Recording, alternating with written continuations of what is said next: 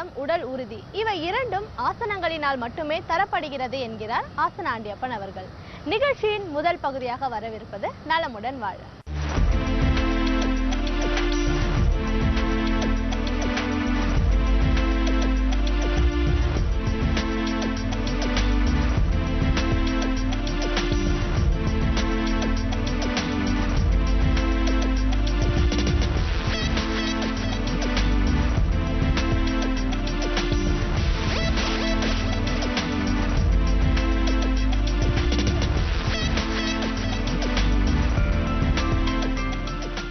என் அருமை உலகத் தமிழ் மக்களே, தாய்மார்களே, பெரியோர்களே, சிறார்களே, என் அருமை சீடர்களே, யோக நண்பர்களே, யோக விரும்பிகளே, உங்கள் அனைவருக்கும் என் இனிய காலை வணக்கம். கலைஞர் தொலைக்காட்சி நிகழ்ச்சியில் நலமுடன் வாழ என்னும் பிரிவில் யோகாசனத்திற்கு முக்கியத்துவம் கொடுத்திருப்பதை நீங்கள் அறிவீர்கள். அதிகாலை வேளையில் அனுதினமும் உலகமெல்லாம் இந்த நிகழ்ச்சியை பார்க்கிறார்கள். பார்த்து அவர்களாகவே இந்த ஆசனத்தை பழகி தங்களுக்கு ஏற்பட்டிருக்கின்ற பல்வேறு பிரச்சனைகளை நீக்கிக் கொள்கிறார்கள் என்பதை நான் பலமுறை உங்களுக்கு சொல்லியிருக்கின்றேன். ஆக யோகாசனம் சொல்லித் தருவதற்கு இப்பொழுதெல்லாம் சரியான ஆசிரியர்கள் கிடைப்பது மிக மிக அரிதாகிவிட்டது. யோகிகளிடம்தான் பழக வேண்டும் என்று சொன்னால் கிடைக்க முடியாது. ஹிமாலயத்தில் எப்பொழுது போவது, அங்கே உள்ள சாமியார்களை எங்கே கண்டுபிடிப்பது, எப்போ பழகுவது? இப்போ கல்லூரிகளிலெல்லாம் யோகாசனம் பாடத்திட்டமாக வந்து இப்பொழுது அங்கே இருந்து வருடத்திற்கு 1000-2000 பேர் யோகாசன ஆசிரியர்களாக தயார் செய்து அனுப்புகிறார்கள். இன்றைக்கு இருக்கின்ற அரசு, புதிய அரசு, இந்திய அரசு யோகாசனத்திற்கு மிக முக்கியத்துவம் கொடுக்கப்படும் என்று நமது ஜனாதிபதி அவர்கள் உரையில் பேசியிருக்கிறார்கள். மிக வரவேற்க விஷயம்.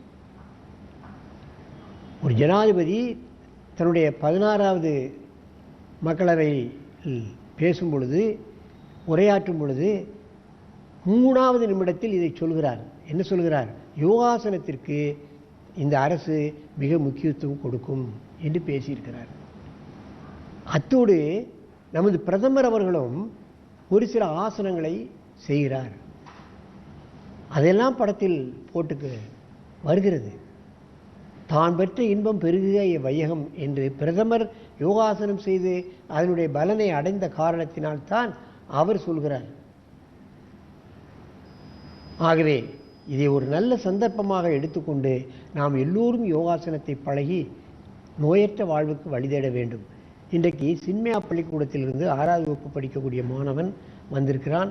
அந்த பள்ளிக்கூடத்திலே எல்லா மாணவர்களுக்கும் யோகாசனம் கற்றுத்தரப்படுகிறது. நீங்கள் கவனிக்க வேண்டும். அந்த முறையிலே இன்றைக்கு இந்த பையன் ஏகபாத பச்சிமோத்தாசனத்தை செய்ய போகிறான். இந்த அருமை மாணவனே, 2 காலையும் நீட்டு, வலது காலை மடக்கு, ரைட் லெக்கை மடக்கி வைத்துக்கொண்டு கையை மேலே உயர்த்தி மெதுவாக காலை பிடி. காலை பிடிச்சு முட்டைத்தோடு 20 இருக்க வேண்டாம், ஒரு 20 எண்ணிக்கை இந்த நிலையில் இருக்க வேண்டும். காலை மடக்கி பச்சிமோத்தாசனம் செய்வது கடினம். காலை மடக்கி பச்சிமோத்தாசனம் செய்வது என்பது மிக மிக கடினம். தொடர்ந்து பயிற்சி எடுத்துக்கொண்டால்தான் முழுமையாக செய்ய முடியும். நீரிழிவு நோய் முழுமையாக நீக்கும், முட்டுவலியை நீக்கும். இப்பொழுதெல்லாம் நீரிழிவு நோய்க்கும் முட்டுவலிக்கும் பார்ப்பீர்களானால் தனித்தனியாக டாக்டர்கள் இருக்கிறார்கள். ஏகப்பட்ட கிளினிக்குகள் வந்துவிட்டது. ஆனால் இந்த பயிற்சி செய்தாலே பேங்க்ரியாஸ் கணையம் இயங்கிவிடும், முட்டுவலி நீங்கிவிடும். மெதுவாக எழுந்திரு, மெதுவாக எழுந்திரு. காலை நேராக நீட்டு, மடக்கி இருக்கின்ற காலை இடது காலை மடக்கு, கையை உயர்த்தி இப்பொழுது பிடி.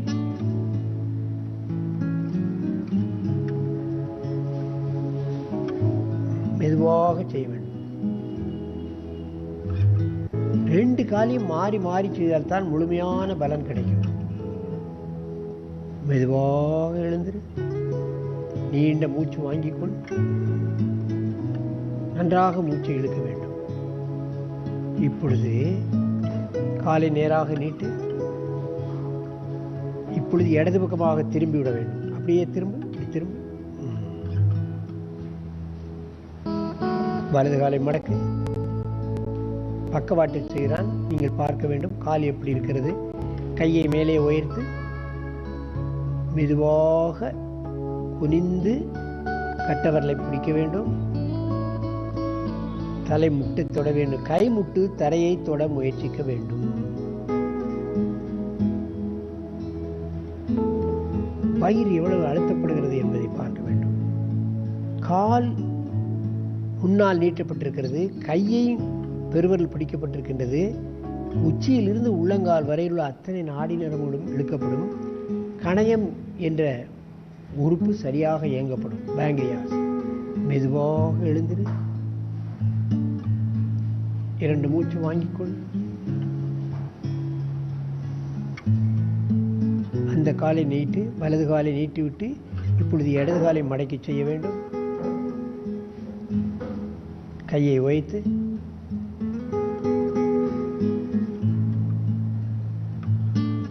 பெருவரலை பிடித்துக்கொள். முட்டுத்தரை தொடக்கும். ஒரு 20 எண்ணிக்கை இந்த நிலையில் இருக்க வேண்டும். உடல் இறுக்கம் கலைந்துவிடும். டென்ஷன், பிரஷர், தூக்கமின்மை, உடல் இளக்கம் கிடைத்து விட்டாலே டென்ஷன் பிரஷர் எல்லாம் தானாக பறந்துவிடும். பொறுமைசாலியாக மாறிவிடுவார்கள்.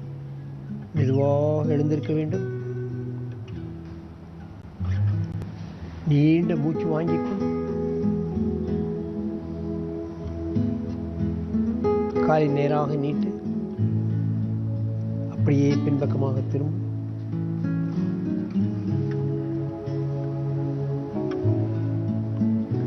வலது காலை மடக்கு. சேர்த்துக்கொள்ள வேண்டும். காலை சேர்த்துக்கொண்டு கையை உயர்த்தி காலை பிடிப்பதற்கு முயற்சி பண்ணி இறுக்கி பிடித்துக் கொள்ள வேண்டும். எவ்வளவு அனாசாயமாக செய்கிறார்கள் என்பதை பார்க்க வேண்டும். பள்ளியிலேயும் ஆசனம் செய்கிறான், காலையிலும் மாலையிலும் செய்கிறான், வீட்டிலேயும் இங்கே வந்து பழகுகிறான் பயிற்சி சாலையில். மெதுவாக எழுந்து நேராக வந்து பத்மாசனத்தில் அமர்ந்து கொள். என் அருமை பெரியோர்களே, தாய்மார்களே, இவைகளெல்லாம் சின்ன சின்ன ஆசனங்கள். ஆசனங்களை முழுமைப்படுத்தாவிட்டாலும் கூட நீங்கள் முடிந்த அளவு பழகினாலே உங்களுக்கு டயபெட்டிக் நீரிழிவு நோய் குறைந்துவிடும், முட்டு வலி குறைந்துவிடும். அதுதான் நீங்கள் கவனிக்க வேண்டியது. இந்த ஆசனத்திற்கு முயற்சி செய்தாலே வந்துவிடும். ஆகவே இது போன்ற ஆசனங்களை வயது வித்தியாசமின்றி, ஜாதி வித்தியாசமின்றி, ஆண் பெண்ண பேதமில்லாமல் நீங்கள் இந்த ஆசனங்களை பழகி உங்கள் உடலையும் உள்ளத்தையும் ஆரோக்கியமாக வைத்துக்கொண்டு நெடுது இனிது வாழ வேண்டும் என்று கேட்டு உங்களிடமிருந்து விடைபெறுவது ஆசனம் ஆண்டியப்பன். வணக்கம்.